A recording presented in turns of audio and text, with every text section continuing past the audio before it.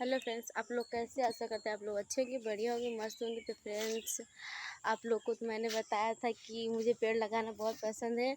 आप लोग को तो मैंने दिखाया था कि मैंने गुलाब का पेड़ लगाया है। इधर मैंने आपको दिखाया था,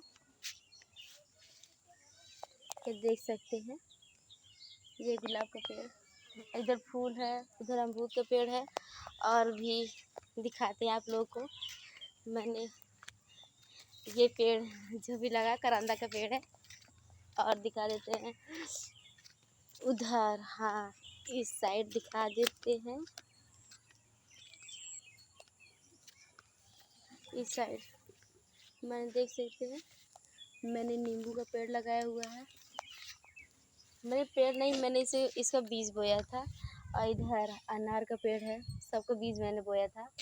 इधर मेरी मम्मी ने बोया है। काकर और खीरा है और करेला है। और आप लोग को इधर दिखा देते हैं, इस साइड ये देख सकते हैं, ये है गन्ना। इसे मैंने लगाया गन्ना। कहाँ गया भाई? ये रहा गन्ना। और ये चाय पत्ती का पेड़ नीचे। और इधर देख सकते हैं फूल का पेड़ है जो कि खिला हुआ है। और ये पता नहीं किस चीज़ का पेड़ है, इतना बड़ा है। इसको मेरी दादी ने लगाया था। और इधर देख सकते हैं, ये सनई का पेड़ है। और इधर अमरूद का पेड़ है। कहाँ गया?